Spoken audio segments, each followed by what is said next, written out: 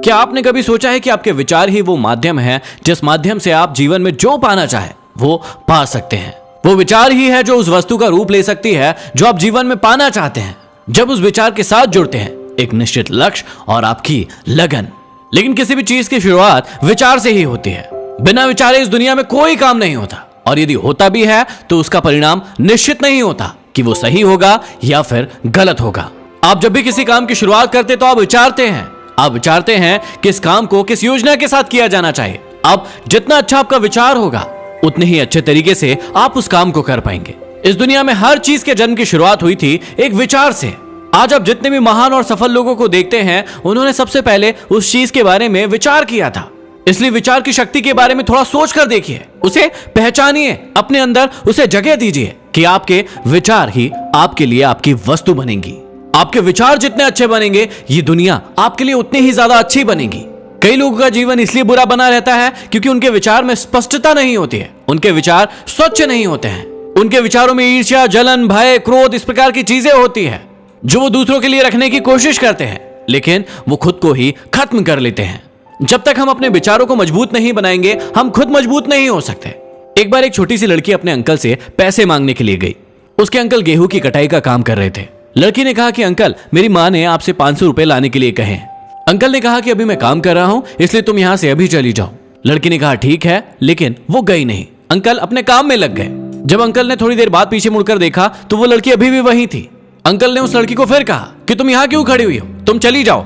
लड़की ने फिर हाँ कहा, लेकिन वो गई नहीं, वो वहीं पर खड़ी रही। अंकल फिर से अपने काम में लग गए, लेकिन जब थोड़ी देर के बाद देखा तो वो लड़की फिर से वहीं पर खड़ी हुई थी। अंकल को अब बहुत ज्यादा गुस्सा आ गया। अंकल अपने पास पड़े एक डंडे को लेकर उस लड़की के पास आए और जोर से चिल्लाते हुए कहा कि तुमने सुना नहीं कि तुम यहां से चली जाओ। लेकिन वो लड़की अपने अदम्य साहस के साथ वहीं पर खड़ी रही और उसने कहा कि मेरी माँ ने 500 रुपए मंगवाए हैं, जब तक आप वो नहीं देंगे मैं यहां से नहीं जाऊंगी। वो अंकल थोड़ी देर के लिए घबरा गए और उनके हाथों से वो डंडा छूट गया। उन्होंने उस लड़की को 500 रुपए दिए और वहां से जाने के लिए कहा। अब आप सोचकर देखिए कि ऐसा क्यों हुआ। ऐसा इसलिए हुआ क्योंकि उस लड़की का विचार स्पष्ट था।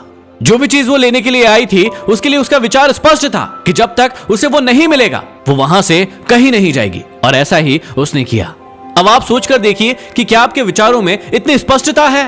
क्या आप जानते हैं कि आपको क्या चाहिए, या फिर बार बार आपका मन इधर उधर भटकता रहता है? आपके मन के भटकाव का एक बहुत बड़ा कारण है आपके विचारों में स्पष्टता का ना होना, क्योंकि आपके विचार ही स्पष्ट नहीं है कि आप अपने आप से चाहते क्या है, तो फिर आपको वो चीज मिलेगी कैसे?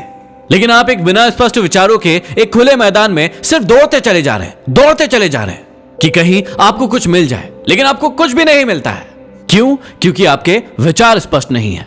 आप अपने विचारों को स्पष्ट कीजिए कि आप अपने आप से चाहते क्या है। क्लियर कीजिए, अपने आप को बताइए कि आपको सिर्फ यही चाहिए, और आपका पूरा ध्यान फिर वहीं पर होना चाहिए, ठीक उस लड़की की तरह जिसे पता था कि उसे क्या चाहिए। अपने विचारों को स्पष्ट करने के लिए अपने ज्ञान को बढ़ाइए। आपका ज्ञान जितना संकुचित होगा आपके विचार उतने ही उथले होंगे, उतने ही अस्पष्ट होंगे, और उसी के कारण आप दूर तक की सोच नहीं रख पाएंगे, दूर तक का देख नहीं पाएंगे। इसलिए इस बात को समझिए और अपने विचारों को मजबूत बनाइए और अपनी जिंदगी को बदल डालिए।